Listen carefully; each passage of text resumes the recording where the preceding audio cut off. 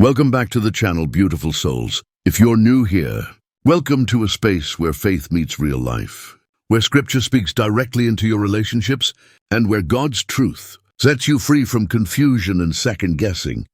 Want to take a moment to say thank you to everyone who has sent super thanks recently. Your support doesn't just keep this channel running. It tells me that these messages are landing in your heart, that they're shifting something inside you, and that you want more of this kind of content. If you've been blessed by what you've found here and feel led to support the channel through super thanks, I'm deeply grateful. There's absolutely no pressure.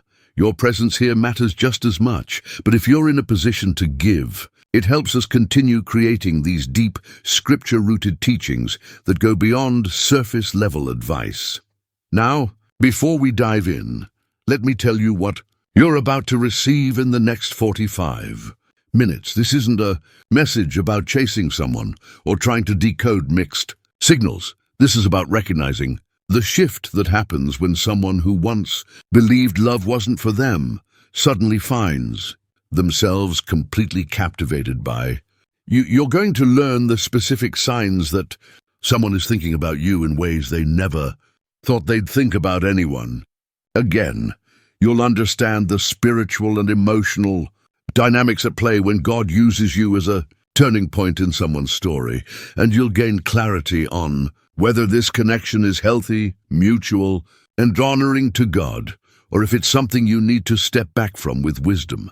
This teaching is for those of you who sense something real is happening, but you need confirmation rooted in truth, not just feelings. Here's something that will grab your attention right from the start. Studies on attachment and relationship psychology reveal that people who have experienced deep disappointment in love often build walls so high that only someone truly exceptional can break through. But here's the fascinating part: when that person finally does appear, the one who was once emotionally unavailable becomes more emotionally invested than they ever imagined possible.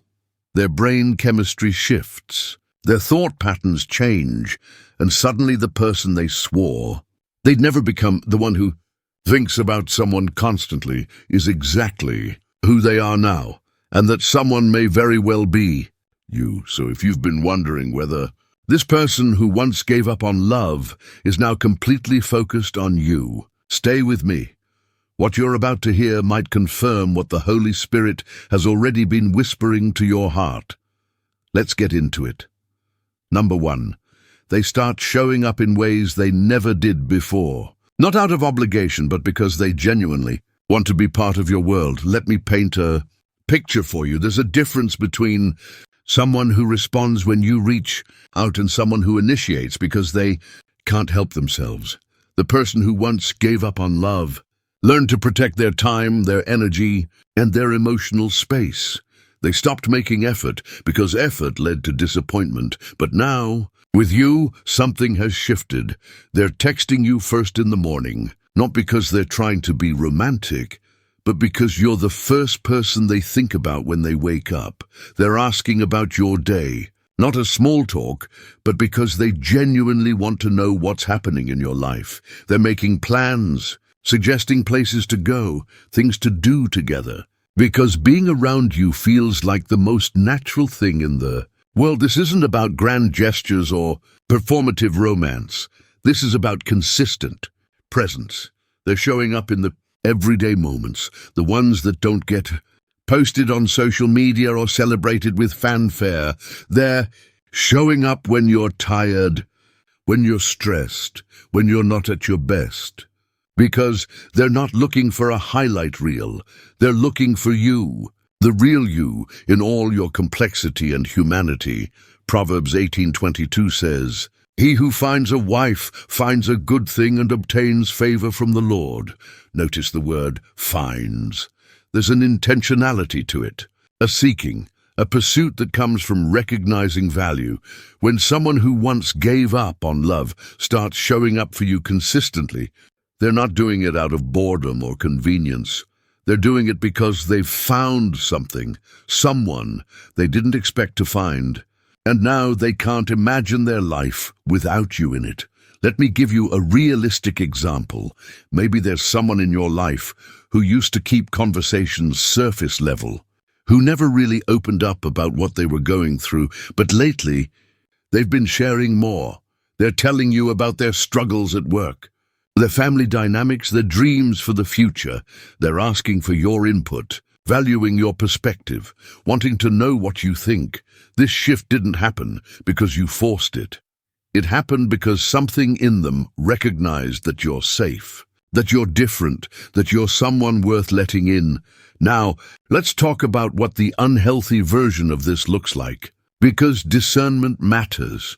If someone is showing up inconsistently, present one day, distant the next, that's not genuine investment. That's emotional confusion or manipulation. If they're only showing up when it's convenient for them, when they need something, or when they're feeling lonely, that's not love. That's self-interest. If their presence feels controlling, suffocating, or comes with strings attached, that's not healthy connection. That's possessiveness. Healthy showing up looks like consistency, respect for boundaries, and a desire to add value to your life, not drain it. So if this person is genuinely, consistently showing up for you in ways that honor both of you, that may be a sign that you've become the one they can't stop thinking about. But always check it against the fruit of the Spirit: love, patience, kindness, self-control. If those are present, you're likely seeing something real. Number 2, they start opening up about their past wounds and why they stopped believing in love, which means they trust you with their most vulnerable places. Here's the truth about people who give up on love. They don't just wake up one day and decide to shut down emotionally. They've been hurt, betrayed, disappointed, or disillusioned in ways that convinced them that protecting their heart was smarter than risking it again. And once someone builds those walls, they don't come down easily. They don't come down for just anyone. But if this person is starting to share their story with you, the real story, not the sanitized version they tell acquaintances, that's significant. They're telling you about the relationship that broke them, the betrayal they didn't see coming, the pattern of disappointment that made them believe love wasn't worth it. They're not just venting or complaining. They're letting you see the parts of themselves they usually keep hidden because something about you makes them feel like they can finally breathe again. Ephesians 4:2-3 tells us to be completely humble and gentle. Be patient, bearing with one another in love. Make every effort to keep the unity of the Spirit through the bond of peace. When someone shares their wounds with you, they're essentially saying, I trust you to handle this gently. They're testing whether you'll judge them, whether you'll use their pain against them, or whether you'll hold space for their healing. And if you've been responding with compassion, with wisdom, with the kind of love that doesn't demand perfection, you're showing them what real love looks like. You're becoming living proof that their past doesn't have to define their future. Let me give you a specific scenario. Maybe this person told you about a previous relationship where they gave everything: time, energy, emotional investment, and it wasn't reciprocated. They shared how they felt used, how they questioned their worth, how they decided it was safer to stay single than to risk that kind of pain again. But as they're telling you this, they're also watching your reaction. They're noticing that you're not minimizing their experience or rushing to fix them. You're listening, truly listening, and offering perspective rooted in grace and truth. That's powerful, because in that moment, you're not just hearing their story, you're rewriting their understanding of what it means to be seen and valued. Now, let's talk about the unhealthy side of this, because it matters. If someone is constantly rehashing their past without any sign of healing or growth, that's not vulnerability. That's emotional stagnation. If they're using their wounds as an excuse to avoid commitment or responsibility in the present, that's not openness, that's deflection. If they're trauma dumping on you without any regard for your emotional capacity or boundaries, that's not trust, that's codependency. Healthy vulnerability looks like someone who is in the process of healing, who takes ownership of their past, and who is actively working to become the person God is calling them to be. So if this person is sharing their story in a way that invites connection rather than dependence, in a way that honors your boundaries while revealing their heart, that may be a sign that you've become the safe place they never thought they'd find. And that's not something they take lightly. When someone who once gave up on love starts trusting you with their deepest wounds, it means you've done something extraordinary. You've shown them that love doesn't have to hurt, that vulnerability doesn't have to lead to betrayal, and that maybe, just maybe, their story isn't over yet. Number 3, they start talking about the future in ways that naturally include you, not as a hypothetical, but as someone they genuinely see being part of what's coming next. This is one of the clearest signs that you're on their mind constantly. People who have given up on love stop making future plans that involve anyone else. They plan solo trips, solo goals, solo dreams, because they've accepted that their life is something they'll navigate alone.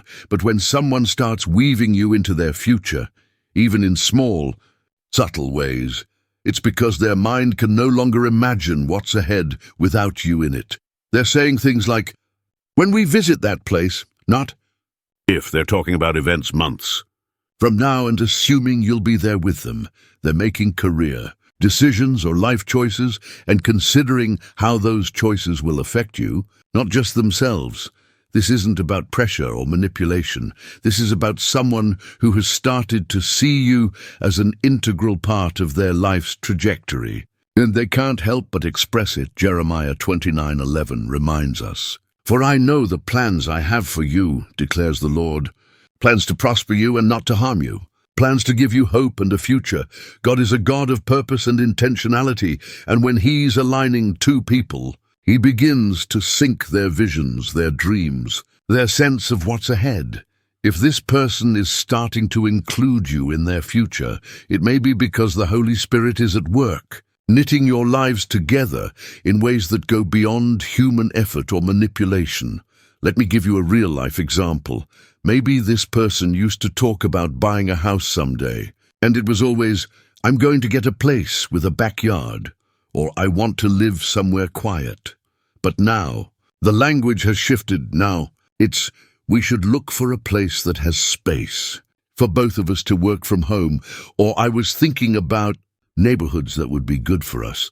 That shift from X to we isn't accidental. It's a reflection of what's happening in their heart and mind. You've moved from being someone they enjoy spending time with to being someone they can't imagine their future without. Or maybe they're talking about goals, finishing a degree, starting a business, traveling somewhere they've always wanted to go, and they're factoring you into those plans, not because they're assuming you'll just go along with whatever they want, but because they genuinely want your input, your presence, your partnership in building something meaningful.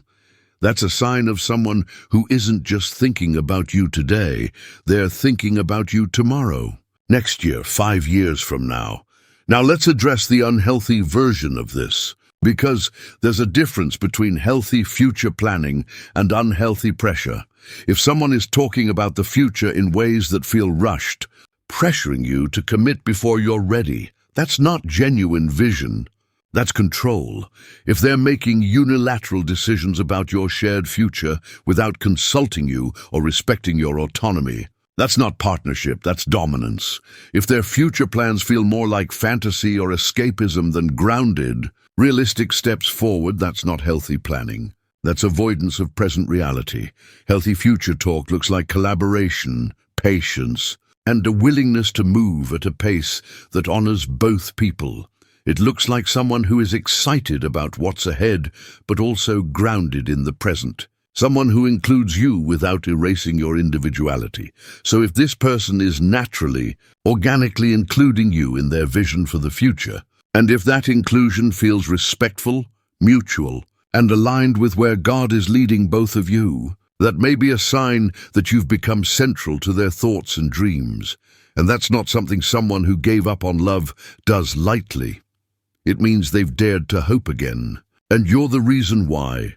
Number 4, They start protecting your peace and prioritizing your well-being in ways that show they're thinking about you even when you're not around. This is a beautiful, often overlooked sign of someone who can't stop thinking about you. It's easy to notice when someone is affectionate in your presence, when they're complimentary, attentive, physically close. But the real test of where you are in someone's mind is what they do when you're not there. A person who once gave up on love learned to be self-protective, to put their own needs first, to guard their energy carefully. But now, with you, they're thinking about your needs, your comfort, your emotional well-being. Sometimes, even before they think about their own, they're making decisions that protect your peace. If there's drama in their life, they're handling it without dragging you into unnecessary stress. If someone in their circle speaks negatively about you, they're shutting it down immediately, not entertaining it or letting it fester. If they're planning something, an outing, a gathering, a trip, they're considering what will make you feel comfortable, valued and safe. This isn't about people-pleasing or losing themselves. This is about someone who has come to care so deeply about you that your well-being has become part of their daily mental landscape first. Corinthians 13:7 says that love always protects, always trusts, always hopes, always perseveres. Protection is a core element of real love, not possessive, controlling protection, but the kind of protective care that says, I want you to thrive, and I'm going to do what I can to create an environment where that's possible. When someone who once gave up on love starts protecting your peace, they're essentially saying, you've become important enough to me that your happiness matters as much as my own. Let me give you a tangible example. Maybe this person knows you've had a stressful week at work, and instead of adding to your load by asking for your time or attention, they send a thoughtful message, letting you know they're praying for you and that they're there if you need anything. Or maybe they notice that a particular topic or situation triggers anxiety for you, and without you having to ask, they start navigating around it, creating space for you to feel at ease. Or maybe they turn down an opportunity or invitation that they know would make you uncomfortable, not because you demanded it, but because they value your peace more than they value that particular experience. These are the quiet, consistent ways someone shows that you're on their mind constantly. They're thinking about how their choices affect you. They're considering your feelings, your boundaries, your needs, and they're doing it naturally. Not as a performance or a strategy, but because loving you well has become second nature to them. Now, let's talk about what the unhealthy version of this looks like, because balance is essential. If someone is protecting your peace by making all your decisions for you, that's not care, that's control. If they're shielding you from reality in ways that stunt your growth or keep you dependent on them, that's not protection, that's manipulation. If their so-called protection comes with guilt trips, expectations, or an unspoken debt, that's not love. That's transactional behavior. Healthy protection looks like empowerment, not control. It looks like someone who creates space for you to thrive while still respecting your autonomy and agency. It looks like someone who is thinking about you in ways that serve your highest good, not just their own comfort or ego. So if this person is consistently, genuinely prioritizing your well-being, and if that prioritization feels freeing rather than suffocating, that may be a sign that you've become the person they can't stop thinking about. And that's a powerful place to be, because it means they've moved from self-protection to other-centered love. And that shift doesn't happen for just anyone. Number 5, they start showing signs of emotional investment that weren't there before, remembering small details, following up on things you mentioned, and engaging with your life in meaningful ways. Here's something most people miss about emotional investment. It's not always about the big, dramatic gestures. It's about the small, consistent ways someone shows that they're paying attention. People who have given up on love often go through the motions in relationships without really engaging. They're present physically, but emotionally, they're checked out, protecting themselves from getting too attached. But if this person is remembering the little things, the name of your co-worker you mentioned once, the book you said you wanted to read, the way you take your coffee, that's significant. It means their brain is prioritizing information about you. It means when you talk, they're not just hearing words, they're filing away details because everything about you matters to them. They're following up on conversations you had days or weeks ago, asking how that thing you were worried about turned out, checking in on something you were excited about. They're engaging with your world, your interests, your passions, your concerns, not because they feel obligated, but because knowing you deeply has become something they genuinely want. Proverbs 27:23 says, "Be sure you know the condition of your flocks. Give careful attention to your herds." This is a principle about stewardship and attentiveness. When someone values something or someone, they pay attention.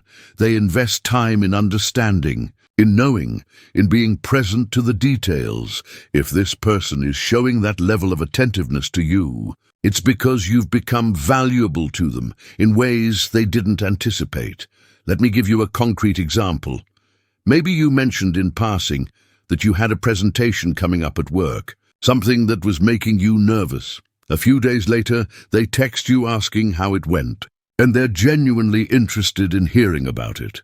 Or maybe you told them about a family member who's been going through a hard time, and weeks later they ask if things have gotten better, remembering not just the situation but the person's name and the details you shared. Or maybe you mentioned wanting to try a new restaurant or see a particular movie, and the next time you're planning to spend time together, they suggest it, remembering what you said even though it was a casual comment. These are the markers of someone who is thinking about you constantly, whose mind is tuned into your life in ways that go beyond surface-level interaction. They're not just listening to respond, they're listening to understand, to know you, to become part of your story. Now, let's address what the unhealthy version of this looks like. Because there's a line between attentiveness and obsession. If someone is remembering details in ways that feel invasive, tracking your movements, or using information against you, that's not care. That's surveillance. If they're engaging with your life in ways that disrespect your boundaries or make you feel uncomfortable, that's not investment. That's intrusion.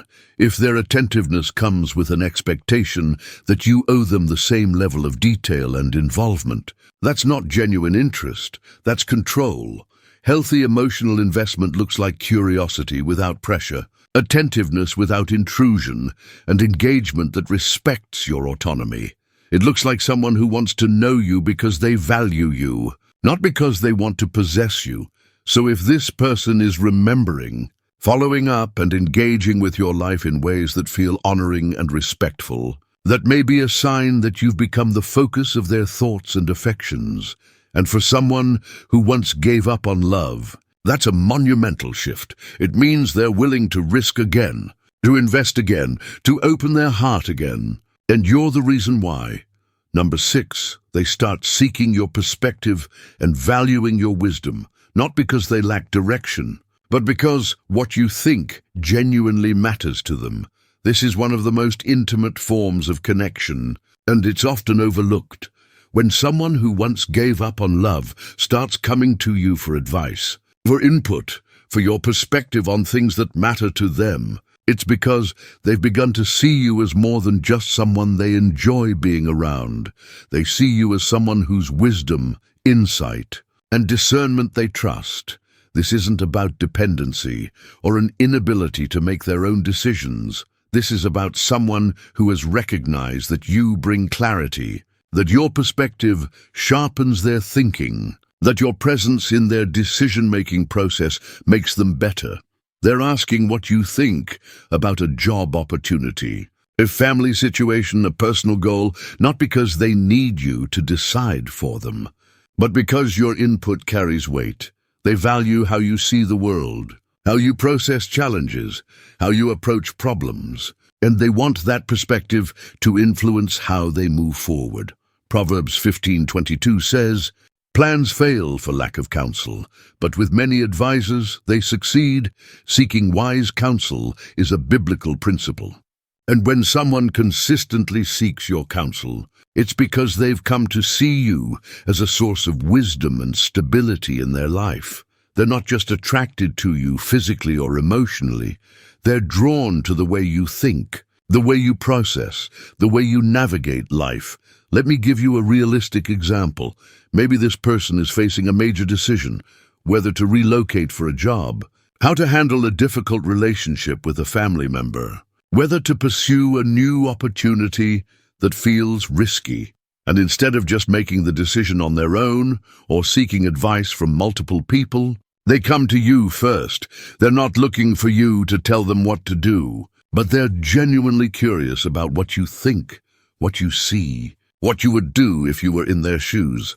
And when you share your perspective, they're not just nodding politely, they're really considering it, weighing it, letting it shape their thinking. That's a sign that you've become someone they can't stop thinking about, because your voice has become one of the most important voices in their life.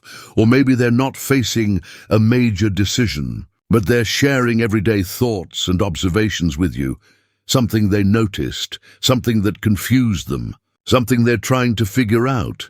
And they're inviting your perspective because they genuinely want to know how you see it. They're treating you as a thought partner, as someone whose mind they respect and whose insight they value. That's intimacy, that's connection, that's the mark of someone who isn't just thinking about you in passing. They're thinking about you as an integral part of how they navigate the world.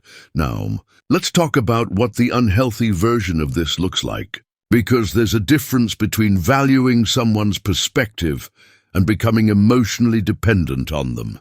If someone can't make any decision without consulting you first, that's not valuing your wisdom. That's lacking personal agency. If they're seeking your input as a way to shift responsibility or avoid accountability for their choices, that's not trust, that's manipulation.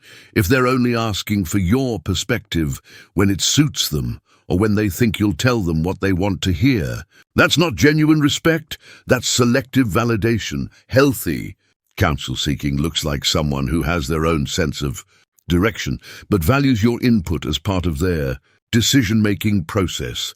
It looks like someone who listens, considers, and then makes their own informed choice, taking ownership of the outcome. So if this person is genuinely, consistently seeking your perspective in ways that honor both your wisdom and their autonomy, that may be a sign that you've become central to how they think and process life. And for someone who once gave up on love, that's profound. It means they're not just letting you into their life, they're letting you into their mind, their decision-making, their future. And that's a level of intimacy that doesn't happen unless you're constantly on their mind and in their heart. Number 7, they start revealing a softer, more vulnerable side that others rarely see, because you've created a space where they feel safe enough to let their guard down. People who have given up on love often develop a tough exterior. They become guarded, self-reliant, careful about who they let in and how much they reveal.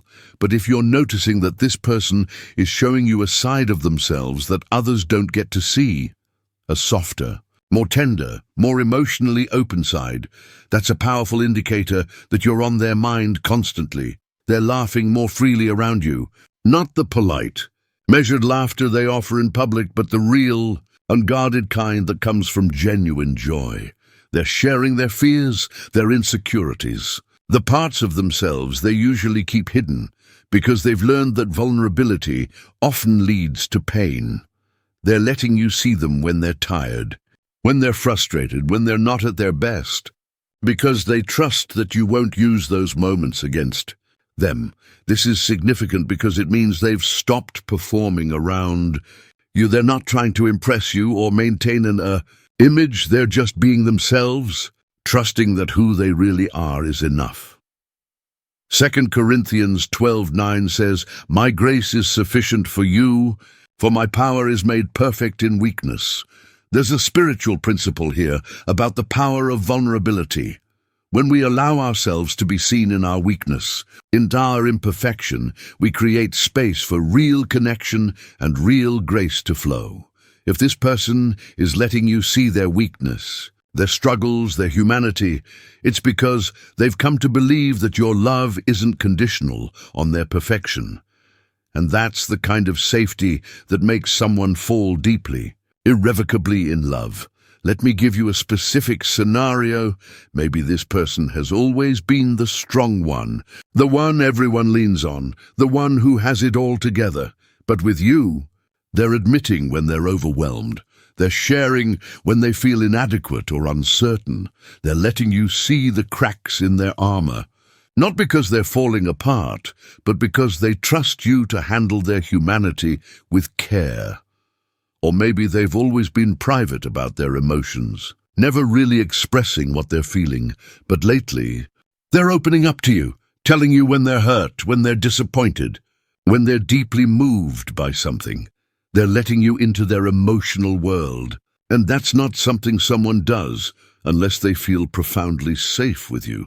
That level of vulnerability is a gift. And it's a sign that you're not just someone they think about, you're someone they trust with the most tender parts of their heart. Now, let's address the unhealthy version of this, because vulnerability can be misused. If someone is constantly in crisis mode, always needing emotional rescue, that's not vulnerability. That's emotional instability or manipulation. If they're using their vulnerability as a way to guilt you into staying or to avoid taking responsibility for their growth, that's not trust, that's codependency. If their emotional openness feels like it's draining you, crossing your boundaries, or demanding more than you're able to give, that's not healthy connection, that's imbalance. Healthy vulnerability looks like someone who is in the process of healing, who takes responsibility for their emotions, and who shares their heart without making you responsible for fixing them. It looks like someone who is strong enough to be soft, secure enough to be real, and mature enough to handle their emotions with wisdom while inviting you into their inner world. So if this person is revealing their true self to you in ways that feel honoring, balanced and mutual, that may be a sign that you've become the one they can't stop thinking about. Because when someone who once gave up on love starts letting you see their soul, it means they've dared to hope again, and that hope is tied directly to you. Number 8, they start changing patterns and behaviors that no longer align with the person they want to be for you, not because you demanded it, but because loving you has inspired them to grow. This is one of the most profound signs that you're constantly on someone's mind. People who have given up on love often settle into patterns that reflect their resignation, emotional distance, self-sabotaging behaviors, a lack of intentionality about personal growth. But when someone starts changing, not because you've nagged or criticized, but because being with you has awakened something in them that's transformative, they're addressing habits they've ignored for years, maybe working on their health, their finances, their emotional regulation, because they want to be the kind of person who is worthy of the love you're offering. They're becoming more patient, more considerate, more intentional, not out of duty, but because loving you has made them want to be better. They're letting go of toxic relationships, unhealthy coping mechanisms, or negative mindsets that used to define them, because your presence in their life has shown them that there's a different way to live. Romans 12:2 says, "Do not conform to the pattern of this world, but be transformed by the renewing of your mind." Transformation happens when we're exposed to truth, to love, to a vision of who we could be that's greater than who we've been.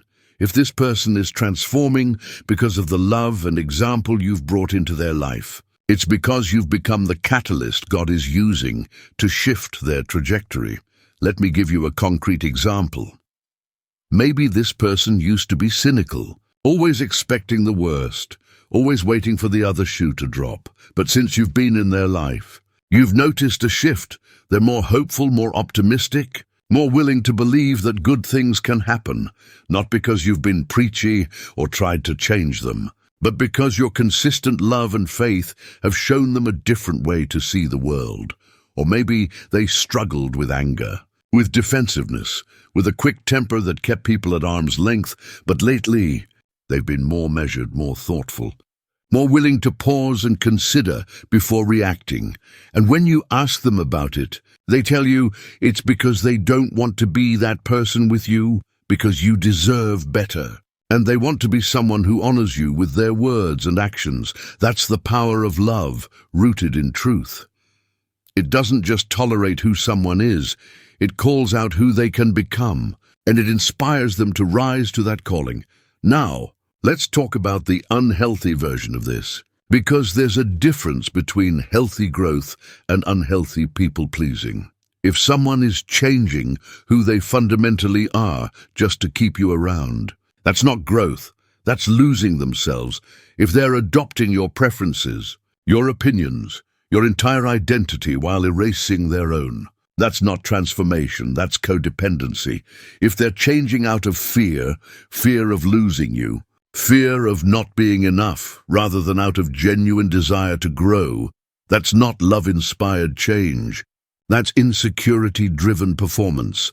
Healthy transformation looks like someone who is becoming more of who God created them to be, not less. It looks like change that aligns with their values, their goals, their sense of calling, not just your preferences. It looks like growth that makes them more whole, more integrated, more aligned with truth, not more fragmented or confused. So if this person is genuinely growing, changing, and becoming a better version of themselves because loving you has inspired that growth, that may be a sign that you're constantly on their mind and in their heart, because people don't change for just anyone. They change when they've found someone who makes them want to be the best version of themselves, someone who reflects back to them a vision of who they could be if they dared to believe it. And if you're that person for them, you've become irreplaceable. Number 9, they start expressing gratitude and verbal affirmation in ways that make it clear they don't take you for granted and that they're deeply aware of the gift you are in their life. This is the culmination of everything we've been talking about. When someone who once gave up on love can't stop thinking about you, it shows up in the way they speak to you and about you. They're not just thinking about you in their private moments, they're verbalizing what you mean to them.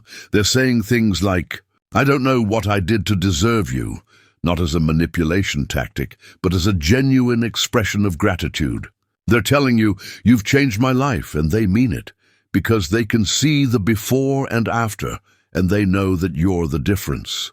They're expressing appreciation for the small things you do, the way you listen, the way you encourage them, the way you show up consistently because they're paying attention, and nothing you do goes unnoticed.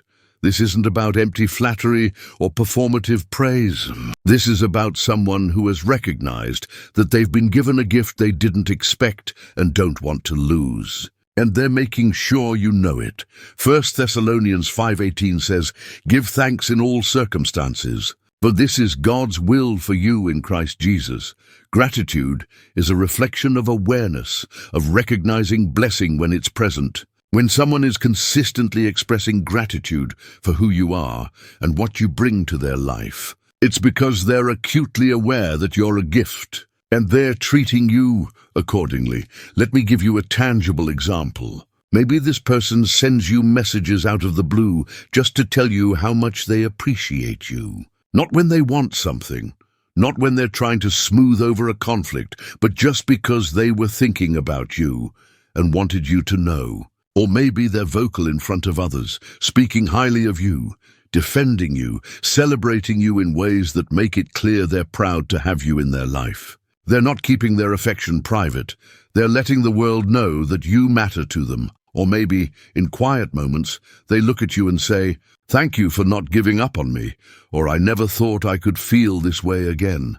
And you can see in their eyes that they mean every word. That's the sign of someone who is fully present, fully aware, and fully invested in what you've built together. They're not taking you for granted because they know what it's like to live without this kind of connection. and they never want to go back to that emptiness.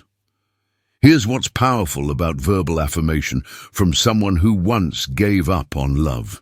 These aren't people who throw words around carelessly. They've learned to guard their hearts, to protect their words, to be careful about what they express and to whom. So when they start opening up and telling you what you mean to them, it carries weight. It's not casual.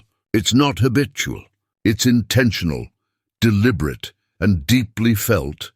They're thanking you for things that other people might overlook, for being patient when they were working through something difficult, for believing in them when they didn't believe in themselves, for creating a space where they could finally be real without fear of judgment. They're acknowledging the specific ways you've impacted their life, not in vague, generic terms, but with detail and specificity that shows they've been paying attention. This is someone who notices when you go out of your way to make them feel valued. They see when you sacrifice your time or comfort for their benefit. They recognize when you're speaking life into them, encouraging them, praying for them, standing with them. And they don't let those moments pass without acknowledgement. Colossians 3:15 tells us, "Let the peace of Christ rule in your hearts, since as members of one body you were called to peace." And be thankful. Thankfulness is meant to be expressed, not just felt internally. When someone is verbalizing their gratitude consistently, they're living out this biblical principle, and they're ensuring that you never have to wonder whether you're valued or appreciated. Now let's talk about what this looks like in the everyday rhythm of life. Maybe you've had a long day, you're exhausted, and you mention it in passing. Instead of just moving on to the next topic, they pause and say, "I know you've been carrying a lot lately, and I just want you to know I see it, I appreciate it, and I'm so grateful for who you are." That's not a scripted response. That's someone who has been thinking about you, who has been aware of what you're navigating, and who wants to make sure you feel seen and valued. Or maybe you did something small, picked up their favorite snack, remembered an important date, sent them an encouraging message when they needed it, and instead of just saying thanks, they take a moment to tell you how much it meant, how it made their day, how those little gestures remind them why they fell for you in the first place. This is the language of someone who isn't just in love. They're in love with intentionality, with awareness, with a deep sense of not wanting to lose what they've found. Here's the critical distinction between healthy gratitude and unhealthy dynamics, because this matters for your discernment. If someone's gratitude comes with guilt trips, "I appreciate you so much, I hope you never leave me," in a manipulative way, that's not genuine thankfulness. That's insecurity trying to control you. If their affirmations are always paired with requests or expectations, "You're amazing. Now can you do this for me?" That's not appreciation, that's transaction. If they're only expressing gratitude when they feel threatened or when they sense you pulling back, that's not authentic love. That's damage control. Healthy gratitude is freely given, with no strings attached. It doesn't come with pressure or obligation. It's not a strategy to keep you around. It's a genuine overflow of a heart that recognizes blessing and refuses to stay silent about it. So if this person is consistently, authentically expressing gratitude for who you are and what you bring to their life, if their words align with their actions, and if their affirmation feels freeing rather than manipulative, that's a powerful sign that you're constantly on their mind and deeply embedded in their heart, because people who once gave up on love don't open their mouths to express affection and appreciation unless something profound has shifted inside them. They've learned to protect their words, to be cautious, to avoid setting themselves up for disappointment. But with you, they can't help it. The gratitude overflows because you've given them something they thought they'd never have again: hope, connection, and a love that feels safe enough to believe in. Number 10, they start defending your honor and standing up for you even when you're not present, because protecting your reputation and your dignity has become personal to them. This is one of the most telling signs that someone can't stop thinking about you, and it's often invisible to you because it happens in spaces you don't occupy. When someone who once gave up on love becomes deeply invested in you, they don't just care about how you're treated in your presence, they care about how you're spoken about when you're not there. People who have been hurt in the past often learn to stay neutral, to avoid conflict, to let things slide rather than risk confrontation. But when you become central to their heart and mind, something shifts. Your honor becomes their honor. Your dignity becomes something they feel compelled to protect. If someone makes a dismissive comment about you, they're not letting it pass. They're addressing it directly, calmly but firmly, making it clear that speaking negatively about you isn't acceptable. If someone questions your character, your intentions, or your worth, they're the first to speak up, not out of defensiveness or ego, but out of genuine love and respect for who you are. If there's gossip, misunderstanding, or false narrative circulating about you, they're shutting it down, setting the record straight, and ensuring that your name is honored even in your absence. This isn't about being controlling or possessive. This is about someone who has come to value you so deeply that they can't tolerate disrespect or dishonor directed toward you. You've become someone worth defending, and they're willing to take that stand even when it's uncomfortable or inconvenient. Proverbs 31:8-9 says, "Speak up for those who cannot speak for themselves, for the rights of all who are destitute. Speak up and judge fairly. Defend the rights of the poor and needy." This principle extends beyond social justice. It's about advocacy, about standing in the gap for those we love, about using our voice to protect and honor. When someone consistently defends you in spaces you can't see, it's because you've become so integrated into their heart that an attack on you feels like an attack on them. They're not neutral about you anymore. They're all in, and that means your reputation, your peace, and your dignity matter to them deeply. Let me give you a real-world example. Maybe you're not present when a group of people starts discussing relationships and your name comes up. Someone makes a careless comment, nothing vicious but dismissive or reductive, minimizing who you are or what you mean. In the past, this person might have stayed silent, might have nodded along to keep the peace. But now they speak up. They redirect the conversation. They share a different perspective. They make it clear that you're not someone to be spoken about lightly. And they do it with grace, without aggression, but with a firmness that lets everyone in the room know where they stand. Or maybe there's a misunderstanding. Someone misinterprets something you said or did and starts forming a negative opinion. Instead of staying quiet or letting the misunderstanding fester, this person takes the initiative to clarify, to provide context, to ensure that you're not being judged unfairly based on incomplete information. They're not doing this because you asked them to, or because they think you can't defend yourself. They're doing it because loving you means advocating for you, and they refuse to stand by while your character is misrepresented. Or maybe it's more subtle. Maybe they're in a conversation where people are being critical, cynical, or harsh about relationships in general, and instead of joining in, they speak differently. They talk about you with honor, with respect, with a tone that elevates rather than diminishes. They become a voice of affirmation in spaces that tend toward negativity.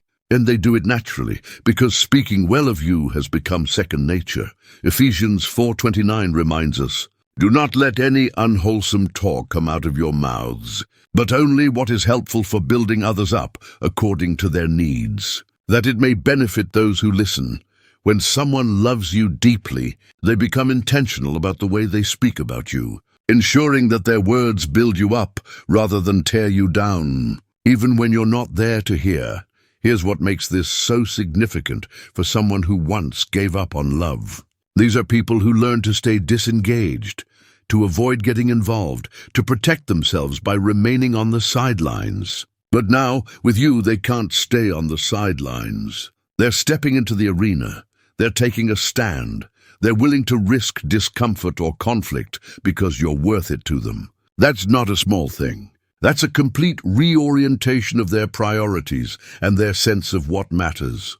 Now let's address what the unhealthy version of this looks like. Because there's a fine line between healthy advocacy and toxic possessiveness. If someone is defending you by isolating you from other people, creating conflict where there isn't any, or making you feel like you constantly need their protection, that's not love, that's control. If they're defending you in ways that are aggressive, hostile, or disproportionate to the situation, that's not healthy advocacy. That's unresolved anger or insecurity. If their defense of you comes with an expectation that you now owe them loyalty, gratitude, or compliance, that's not genuine honor. That's manipulation. Healthy defense looks like someone who speaks up with wisdom, who addresses issues without escalating them, and who advocates for you without making you feel dependent on their protection. It looks like someone who trusts your strength and your ability to handle your own battles, but who also refuses to stay silent when they have an opportunity to honor you.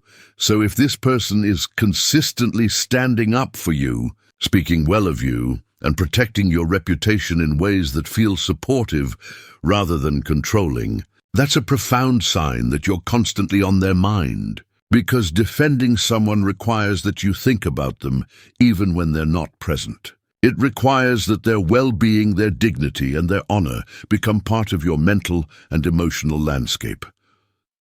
For someone who once gave up on love, this is transformative. It means they've moved from self-protection to other-centered advocacy. It means they've stopped guarding their heart and started guarding yours. And that shift doesn't happen for just anyone. It happens when you've become the person they can't imagine living without. The person whose honor is worth defending. The person whose love has made them willing to step out of their comfort zone and take a stand. If you're experiencing this kind of advocacy, this kind of consistent behind-the-scenes defense of your character and your dignity, you're not just someone they think about occasionally. You're someone they've committed to honoring, protecting, and cherishing. And that's one of the deepest expressions of love there is. So there you have it, 10 signs that someone who once gave up on love now can't stop thinking about you. Let's recap what we've covered, because these aren't just random behaviors. They're a pattern, a trajectory, a clear indication that something significant has shifted in this person's heart. They're showing up consistently, not out of obligation, but because being part of your world has become essential to them. They're opening up about their past wounds, trusting you with the vulnerable places they usually keep hidden. They're including you in their future naturally, because they can no longer imagine what's ahead without you in it. They're protecting your peace, prioritizing your well-being even when you're not around. They're remembering the small details, following up, engaging with your life in meaningful ways. They're seeking your perspective, valuing your wisdom as an integral part of their decision-making. They're revealing their softer side, letting you see the parts of themselves that others rarely get to witness. They're changing and growing, not because you demanded it, but because loving you has inspired them to become better. They're expressing gratitude consistently, making sure you never have to wonder whether you're valued. And they're defending your honor, standing up for you even when you're not present, because your dignity has become personal to them.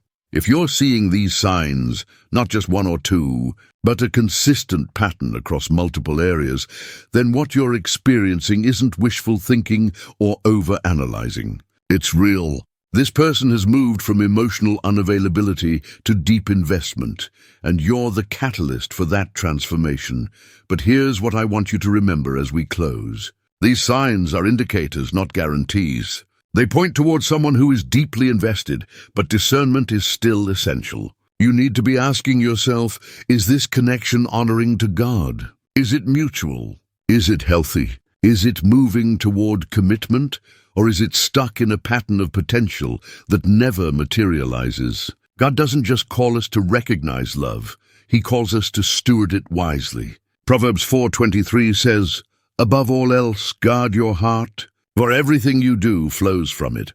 So even as you recognize these signs, even as you celebrate the fact that this person can't stop thinking about you, continue to guard your heart with wisdom. Continue to pray for clarity, for God's guidance, for discernment that goes beyond your feelings. If this connection is from God, it will continue to bear the fruit of the Spirit: love, joy, peace, patience, kindness, goodness, faithfulness, gentleness, and self-control. If it's aligned with His will, it will move forward with integrity, with healthy communication, with mutual respect and commitment.